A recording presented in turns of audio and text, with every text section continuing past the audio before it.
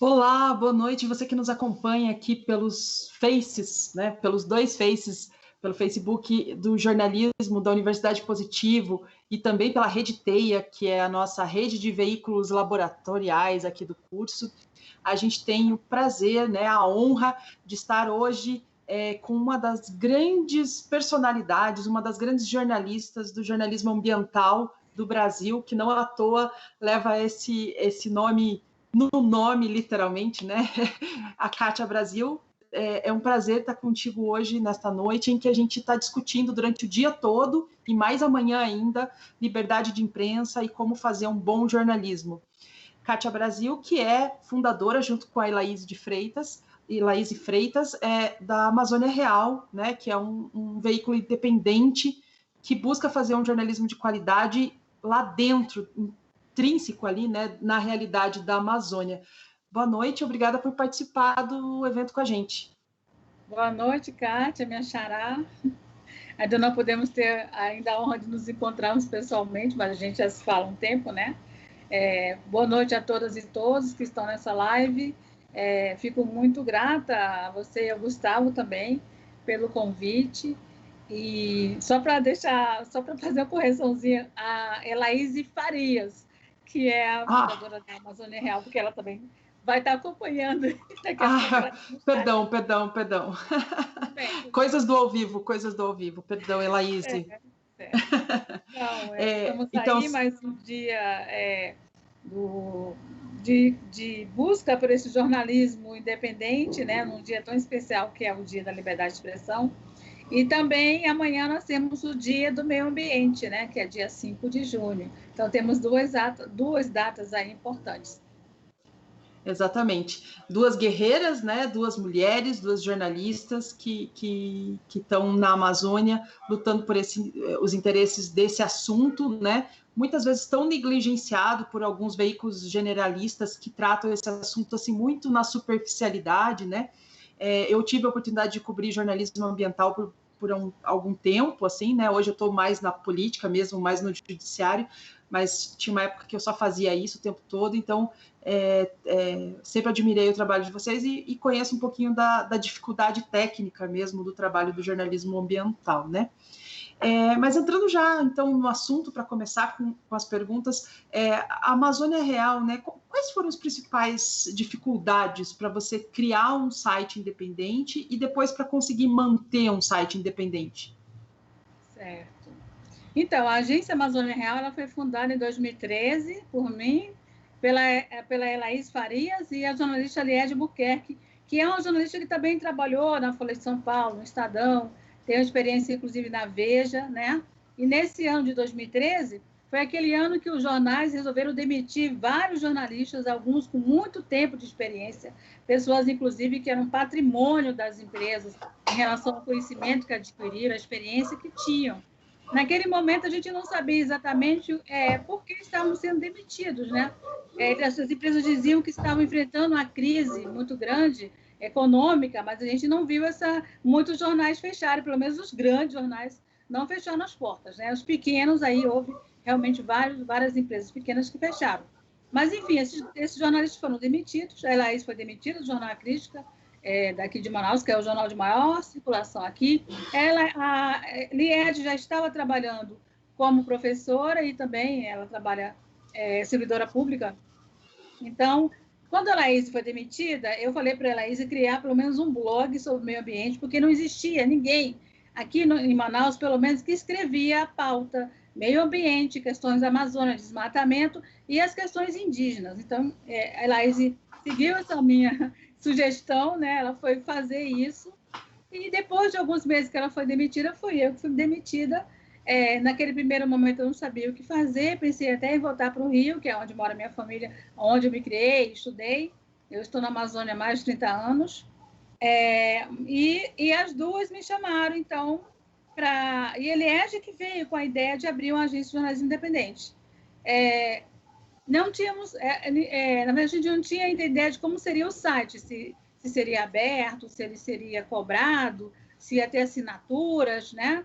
Então, eu fui estudar empreendedorismo, e isso foi uma coisa que me deu uma base administrativa muito boa, E aí eu fui aprender eu já tinha uma noçãozinha, né, do que era trabalhar com finanças, porque aqui em Manaus eu fui a correspondente da Folha de São Paulo por 13 anos. Então eu fazia prestação de contas, organizei inclusive a abertura do escritório aqui. Eu tinha uma ideia, né, de tantas viagens que eu fiz, como organizar essa parte financeira.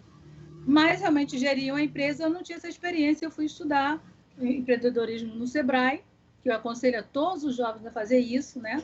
Inclusive, a minha turma, eu era a única jornalista, e era uma jornalista que queria criar uma empresa que naquele momento era virtual, não tinha uma empresa física, né? Mas desde o primeiro momento, a gente já pensou em criar uma coisa formal, para não abrir uma agência de notícias na informalidade ou um site sem um histórico, né, de empresa. Então, a gente abriu uma microempresa, investimos nessa microempresa, e depois de 3 meses que a gente foi abrir o site, mas antes consultamos o professor Rosenthal Alves, que muitos conhecem, você também conhece muito bem, do Centro Night Center. E eu estive lá na casa dele, lá no Rio de Janeiro, aproveitei minhas férias para ver minha família e encontrei com ele. Tivemos uma reunião, inclusive com a Liege, participando no Hangout. Desde o primeiro momento, a gente começou a utilizar a tecnologia que tinha à disposição de graça para a gente, né? E aí ele disse para a gente que nós éramos conhecidas pelas empresas que nós trabalhamos anos e anos, mas ninguém conhecia essas 3 jornalistas como empreendedoras, né? Nem como jornalistas independentes. Então, ele disse para a gente, o dinheiro que nós tínhamos naquele momento era da minha indenização da Folha de São Paulo. Eu peguei boa parte desse recurso que eu recebi e investi 1 ano para me dedicar na Amazônia Real. Então, a gente imaginava que ia conseguir recursos da publicidade, porque aqui tem um polo industrial muito grande. A gente batia lá nas portas, né, das empresas, mas todas disseram não para a gente. Ninguém conhecia essas 3 jornalistas como empreendedoras, então não tinha muita possibilidade de conseguir recursos através da publicidade. Então, o professor, sabendo disso, disse para a gente: vocês tinham que colocar o site na rua, praticamente, ou seja, na internet. A gente precisava colocar e mostrar o que a gente veio fazer, de fato, para que as pessoas conseguissem entender, porque em 2013, a única agência de jornalismo independente que existia no Brasil, no formato que a gente criou, era a agência pública da Natália Viana e da Marina Amaral, que nos inspiraram muito e nos ensinaram muito também, né? A gente deve a elas sempre isso, sempre eu falo em todas as conversas que eu tenho com estudantes e com o público em geral. Outra inspiração para a gente foi o El Faro, de Salvador também, que eles praticam jornalismo há muitos anos, e o próprio público nos Estados Unidos, que trabalham há anos e também tem um formato de negócio como a gente, né? No primeiro momento, quando a gente colocou a Amazônia Real na internet, nós já dissemos, né, que somos independentes, e a gente se perguntou: a gente vai ser independente de quê? Não só a linha editorial, mas também de financiamentos, porque a gente não recebe recursos públicos, nem do município, nem de governos, e nem do governo federal. Não participamos de edital, por exemplo. Porque a gente avaliou, nesses anos todos que nós trabalhamos nas redações, que o grande problema do jornalista que investiga principalmente os fatos, ele é cerceado na sua liberdade, ele sofre perseguição, ele é demitido, ele é morto, inclusive, né? Então, a gente não podia passar esse risco.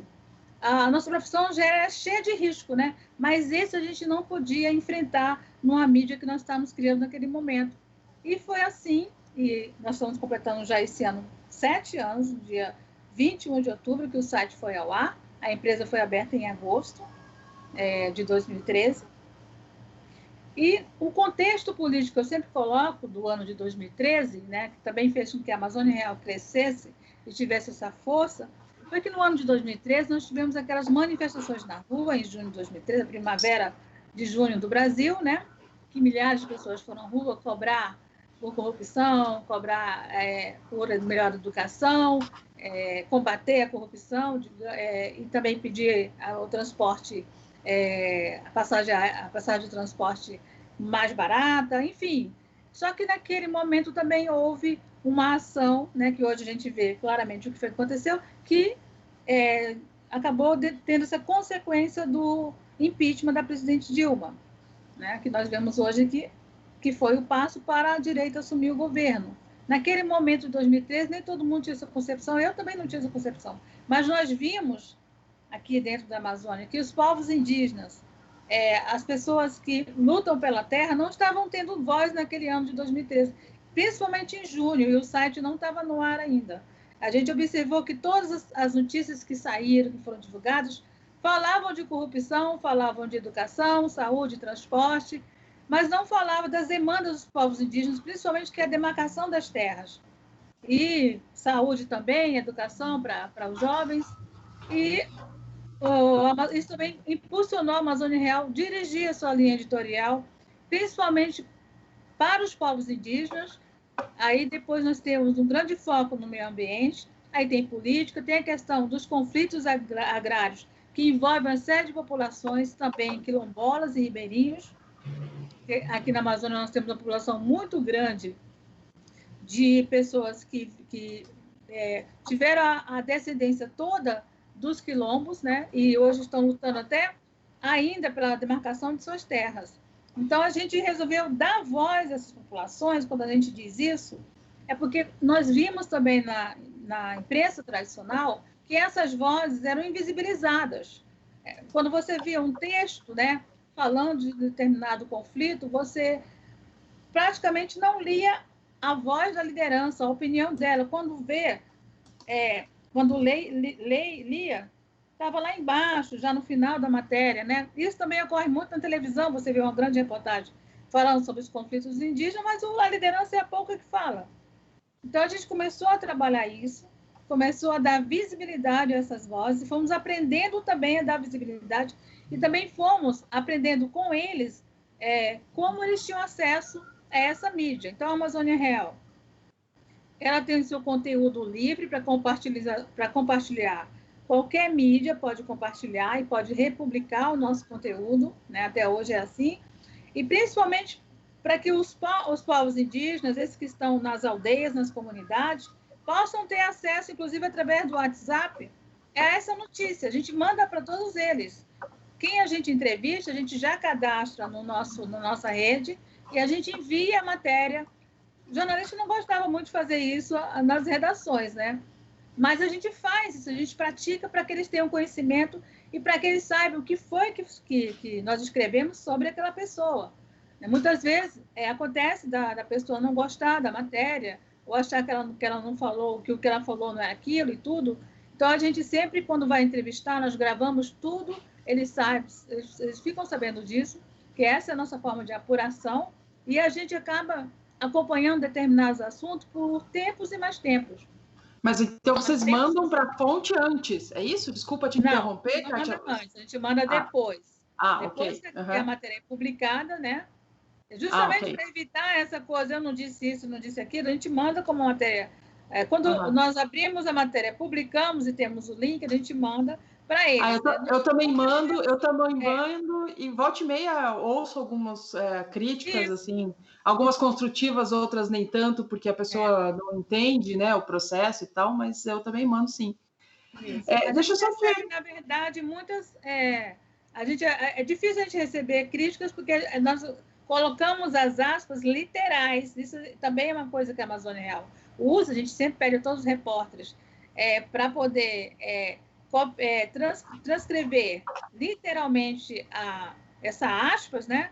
Porque você vai ter um entendimento, como nós temos tempo para escrever, temos espaço, não precisamos fazer uma matéria de 20 cents. A gente faz matéria longa mesmo, contextualizada, para ter toda a fala dessa liderança, dessa pessoa que precisa de visibilidade, precisa expor um problema que está acontecendo na comunidade, e aí é importante que a gente frise isso para os estudantes, que isso é um pouco incomum hoje na grande mídia, que está fazendo um trabalho mais voltado à internet, e cada vez os textos diminuem mais, são menores, né? Então, isso acaba invisibilizando essas vozes.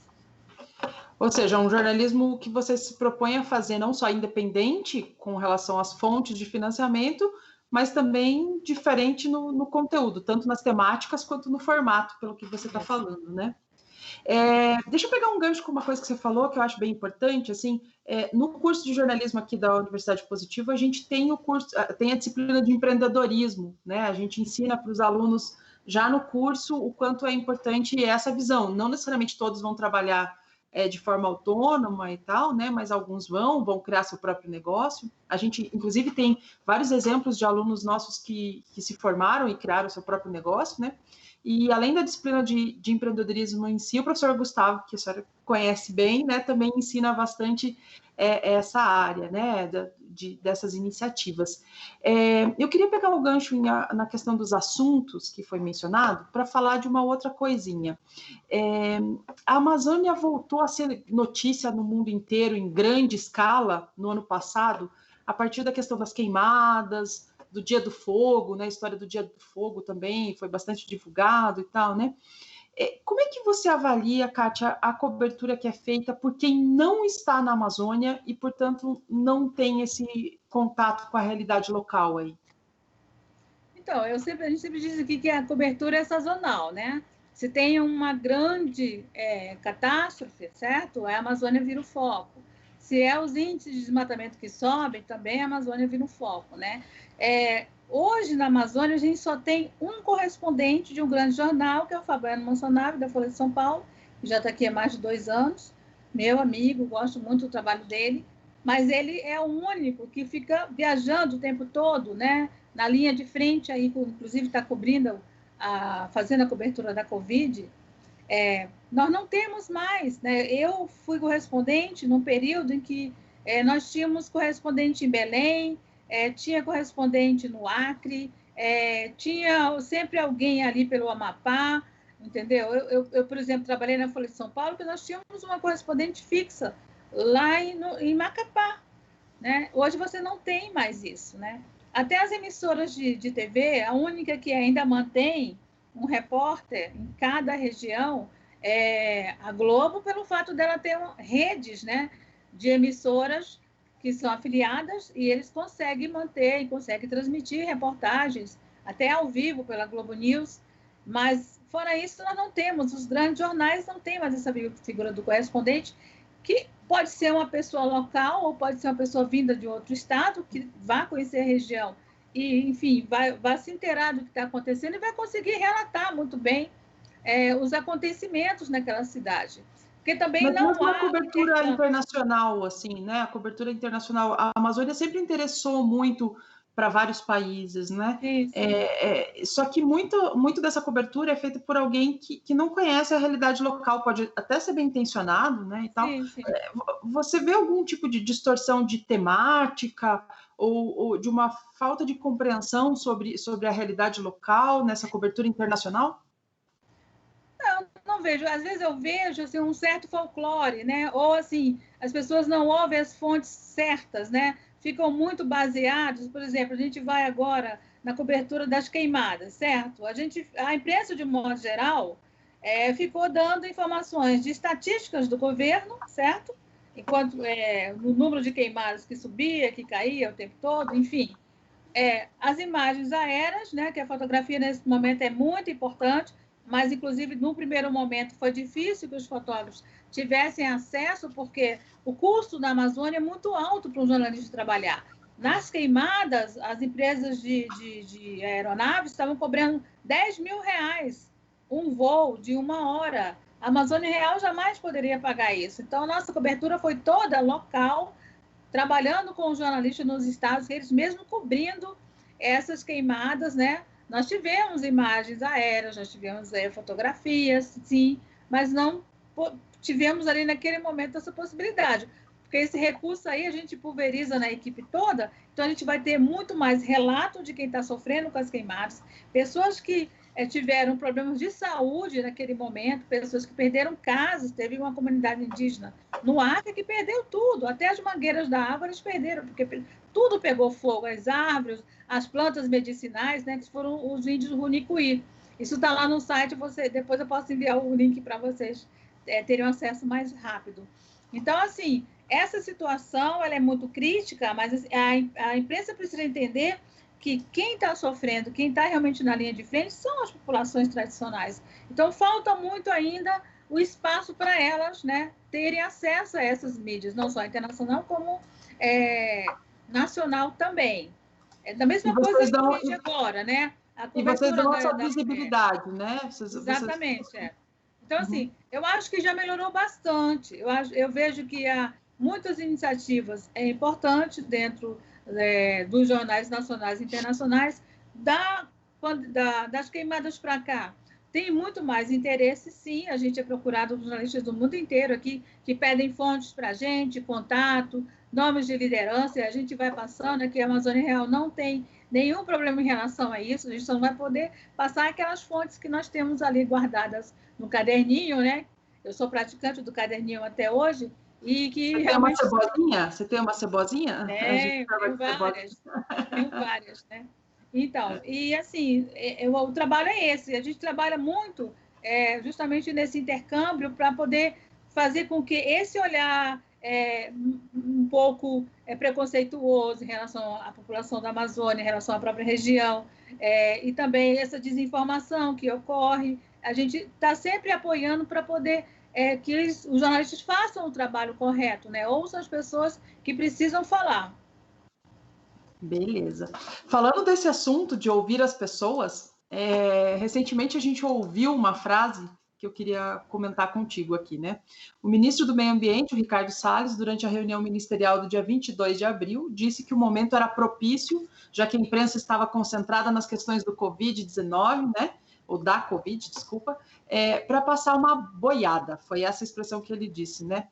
Se referindo a alterações nas regras ambientais. Como é que essa frase do ministro foi interpretada aí na região amazônica?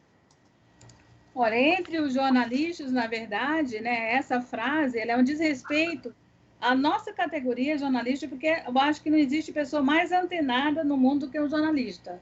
Né, nós somos radares, a gente fica o tempo todo buscando conhecimento e buscando informação. O jornalista que não tem essa formiguinha dentro dele, que não tem essa inquietação, né? Esse olhar crítico, lógico que com uma frase dessa, isso dói, né? Isso machuca.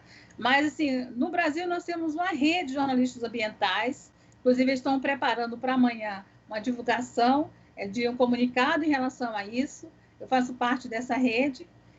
São jornalistas como você, que trabalhou na área ambiental, que é especializada, são muito especializados nessa área, né? Falam sobre a conservação, falam sobre a proteção da floresta, falam também dos povos indígenas e tradicionais, quilombolas, ribeirinhos. Então, são pessoas que jamais ficaram à margem do que está acontecendo no Brasil. Ao contrário, a imprensa está dando o aumento dos índices de desmatamento desde janeiro, né? Que vem aumentando muito, como também aumentou em 2019, não cessou. A imprensa está o tempo todo falando sobre a situação do desmonte, né, das instituições importantes para combater, fiscalizar o desmatamento, que é o IBAMA, o ICMBio, o próprio desmonte do Ministério do Meio Ambiente, né?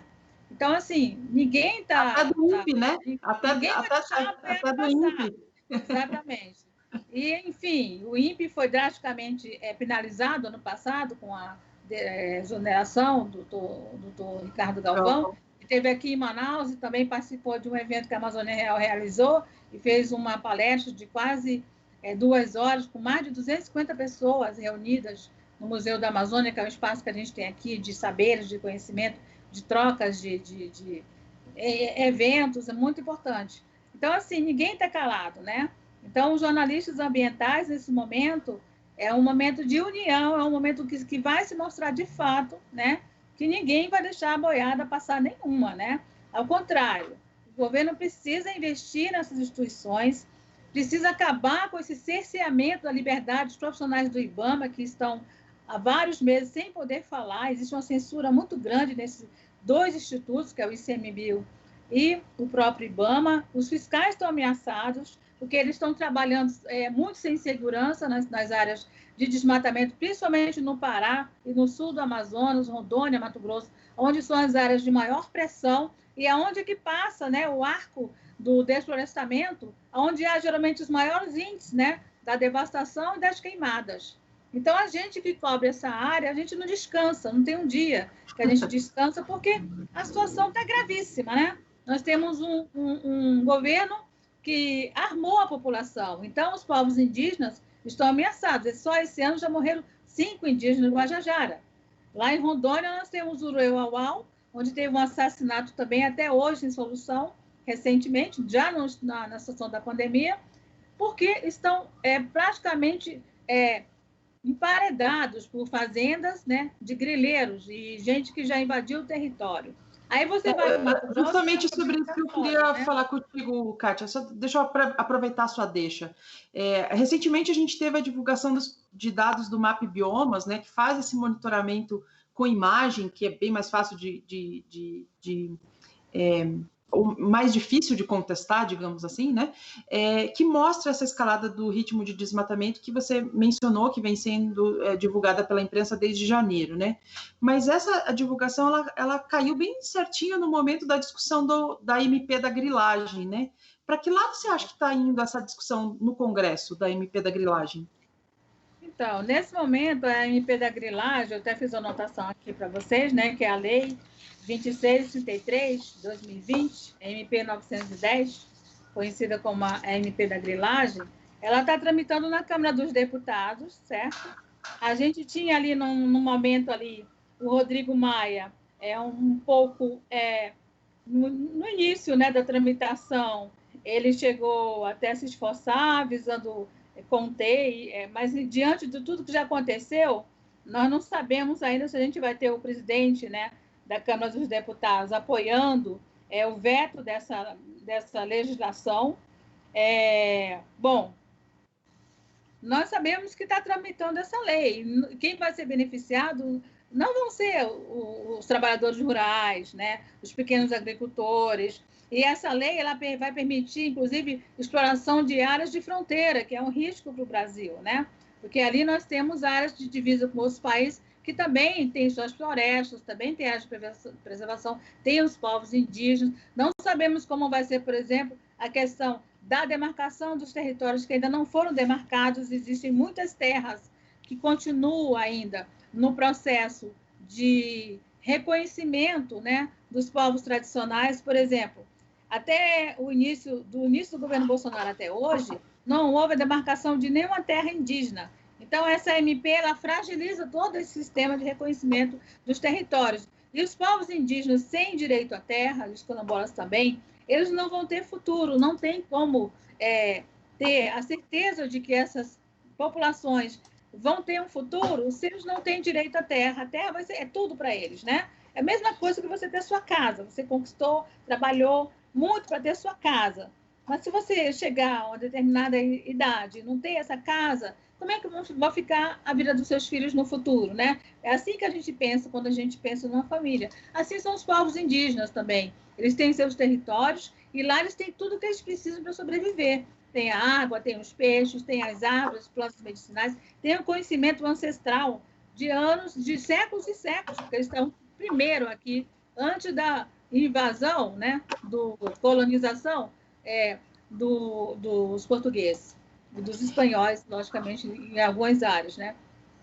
Então, assim, se não tiver essa preservação, se o governo brasileiro não reconhecer que a importância de mantermos a cultura desses povos indígenas preservadas, né, que eles possam ter um futuro, a gente não tem o que pensar, né? Ainda mais no momento desse agora que a gente enfrenta uma doença gravíssima, como é o vírus, né, do coronavírus. Eu justamente queria fazer esse link aí, né? Porque já saíram algumas matérias apontando que os indígenas estão entre os grupos mais afetados pelo novo coronavírus, por uma série de fatores, ou pela questão de um certo distanciamento, né, de contaminações, de outras contaminações, ou pela dificuldade de acesso. Eu vi uma matéria muito bem feita que mostrava a distância entre as comunidades, entre os povos indígenas e UTIs. Então, né, se eles precisassem de uma UTI, e a distância nem sempre é só em quilômetros, né, às vezes se é uma área fechada, uma área de rio, né, não é o mesmo quilometragem aqui do sul, do sudeste, né, demora muito mais, assim, né. E eu vi, por exemplo, ontem que pelo menos 5 índios munducurus morreram de Covid, né. Como é que está essa questão da mídia reportando a questão indígena com relação ao Covid, né, à doença, e como que está a questão das medidas tomadas por quem precisa tomar medidas, que no caso é o poder público, para proteger essas comunidades? Então, a Amazônia Real está na cobertura que a gente chama de cobertura Covid Amazônia, né? Desde o dia 13 de março, nossa primeira matéria foi publicada ali para o dia 15, a gente já deu um panorama do que estava acontecendo com os povos indígenas, porque eles demoraram muito, né? O Ministério da Saúde demorou muito em passar o plano de contingência, como é que seria, né? Na verdade, quais eram ações que nós poderíamos tomar para se prevenir do vírus. Como não tinha essa informação, os próprios indígenas começaram a se organizar, fazendo quarentenas. O pessoal do Xingu começou a fazer uma quarentena em março, né? A APIB, que é a maior organização indígena do Brasil hoje, ela cancelou o seu ATL, que é o maior evento em Brasília, né? Onde vão mais de 5 mil indígenas todos os anos e ficam acampados. Ela cancelou esse evento. Enfim, eu não sei se os próximos vão ser cancelado, mas em agosto tem a marcha, seria a segunda marcha das mulheres indígenas, que ano passado teve a primeira e a Amazônia Real cobriu, inclusive. E várias organizações também desmarcaram eventos. Então, e o que aconteceu? O maior problema, vou situar o Amazonas, onde a gente tem o epicentro da pandemia no Brasil, né? Com mais de 2.000 mortes.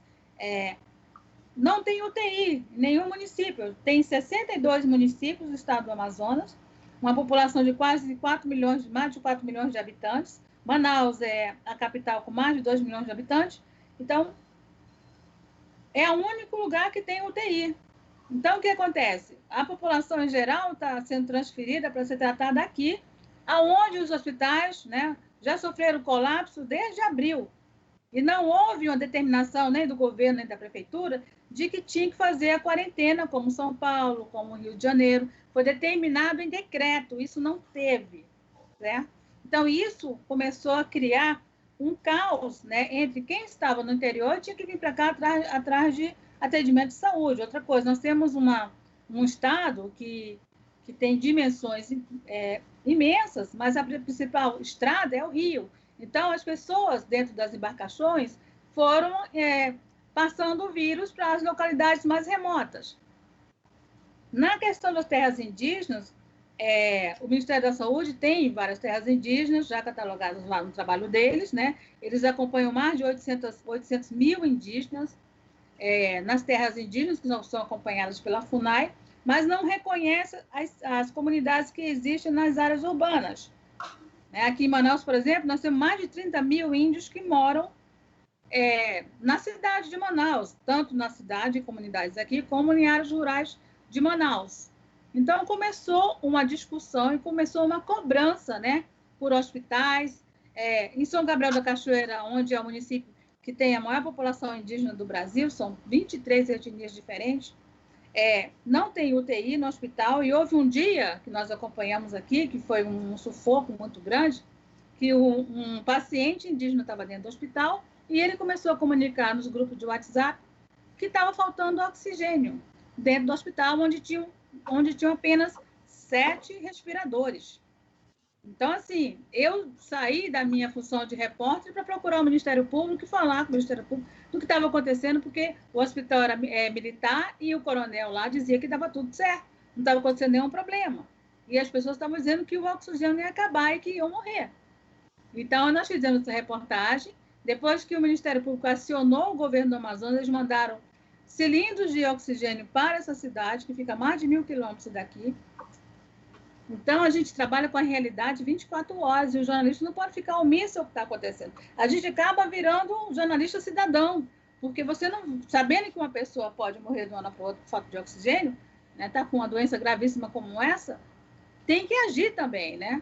Então, a gente... eu queria, inclusive, pegar o gancho disso, Kátia. Você falou assim, deixou o seu lado jornalista de lado e procurou a MP para que medidas efetivas fossem tomadas, né? Sim, como sim. É que você vê essa questão do jornalismo ativista? Assim, como é que como que isso é na Amazônia Real e como isso é para você? Olha, os ativistas, eu tenho um ativista como aquela pessoa da causa, né? O ativista é aquela pessoa que abraça a causa. O jornalismo é uma causa já, né? Nós já somos Só que tem pessoas que dizem, não, o ativismo não é uma coisa profissional, ou o jornalista tem que ser profissionais. Alguns veículos, inclusive, colocam o tempo todo. Nós praticamos jornalismo profissional. Eu queria até conversar depois com alguns jornalistas para saber exatamente o que é profissional, porque eu estou trabalhando numa empresa, numa grande empresa de comunicação, por isso eu sou profissional, ou eu estou trabalhando numa mídia independente e não sou profissional. Na verdade, nós somos jornalistas, né? Quem pratica o bom jornalismo, quem tem ética, quem trabalha com as informações precisas, quem ouve, né? Quem escuta, é jornalista profissional, entendeu? A gente sabe que nós temos as exceções na nossa profissão, mas a gente tem que parar com esses rótulos e também reconhecer que o jornalismo ativista é um jornalismo importante. Se não fosse ele, nós não teríamos muitas informações, inclusive, que temos aí para nos complementar. A Amazônia Real, ela não se coloca como uma mídia ativista, porque nós, como jornalistas independentes, já temos a causa da independência, né? E a causa da Amazônia. Então, a gente não faz jornalismo ativismo, porque a gente também investiga e a gente publica coisas que agradam a A e não agradam a B, e a gente precisa ser ético nesse momento e bastante preciso, né?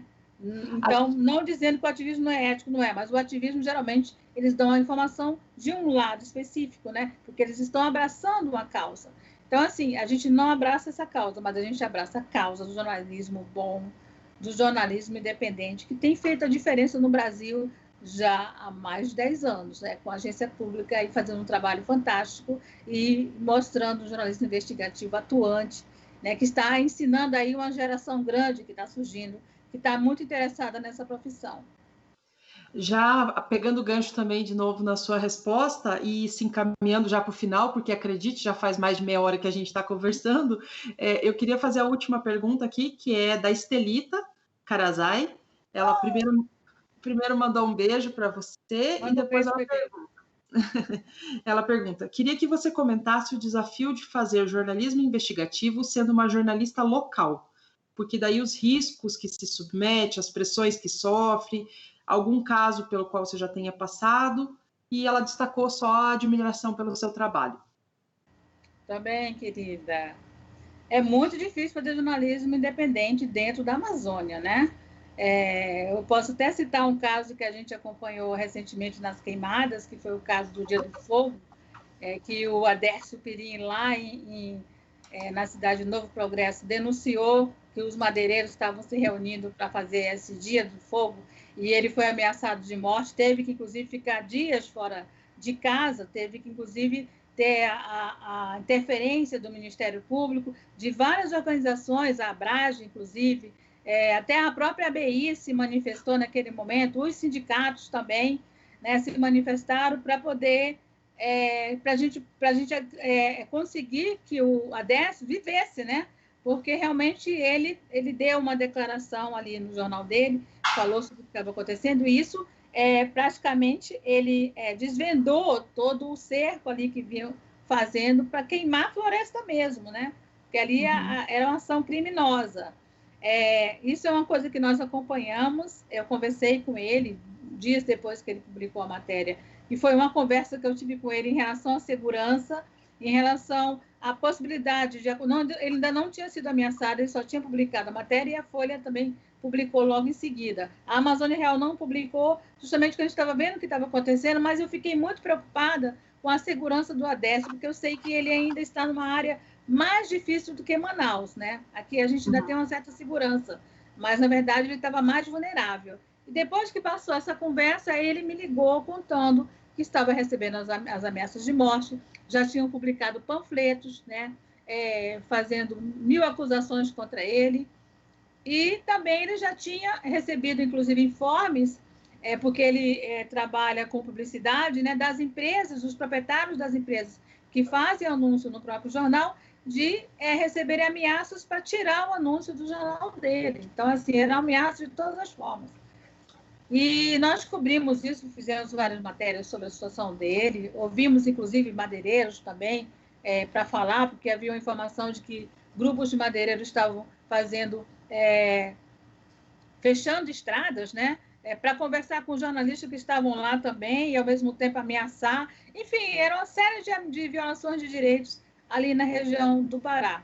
do sul, do sudeste e sul do Pará.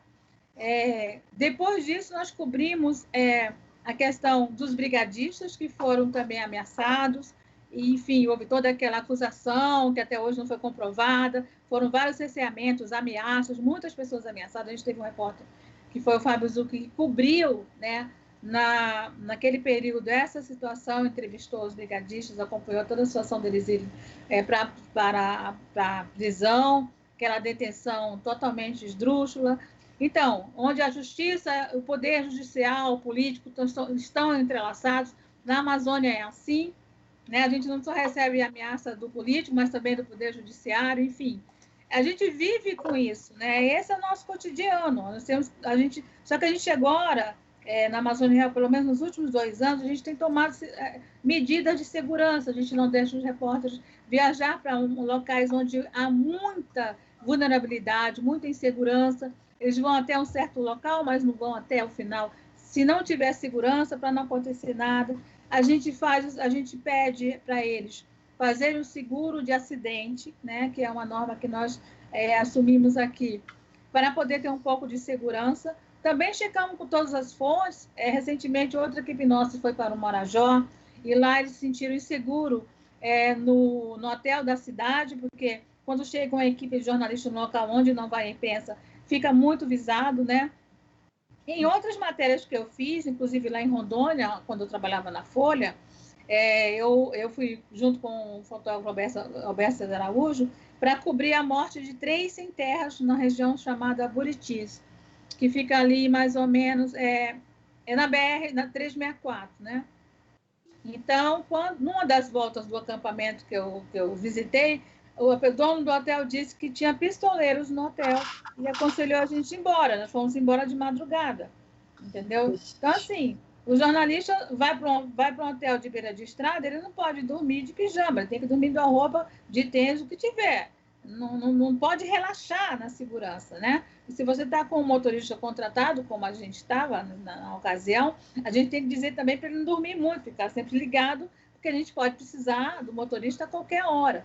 Então, assim, isso foram coisas que a gente foi aprendendo a lidar no tempo todo que trabalha aqui. Eu já tenho mais de 30 anos trabalhando na Amazônia.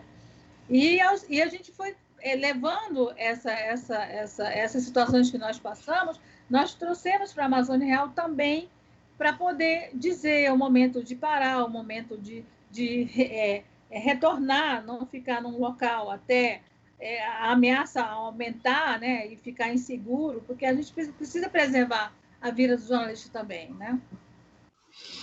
Nossa, Kátia, muito obrigada por dividir tantas histórias com a gente, né? Mostrar a importância da liberdade de expressão para falar de uma causa tão importante que é a causa ambiental, né? Da realidade local, muitas vezes invisibilizada, seja dos povos indígenas, seja dos ribeirinhos, né? Muito obrigada mesmo por dividir esse momento com a gente. Para a gente foi bastante importante. Espero que para os alunos eles tenham aproveitado essa oportunidade, né? Muito obrigada mesmo pela sua participação e fica o convite para quem está nos assistindo continuar assistindo as lives de amanhã. Amanhã a gente tem mais 3 lives nos mesmos horários de hoje, né? Então a primeira começando às 15, a gente tem o Felipe Pena, depois a gente tem o Juca Kifuri às 5 da tarde e depois a gente tem o Sérgio Ludic às 19 horas. Então continuamos com a cobertura aqui do jornalismo UP, da Universidade Positivo, falando de liberdade de imprensa e liberdade de expressão. Muito obrigada. Obrigada, gente. Tchau, tchau. Tchau.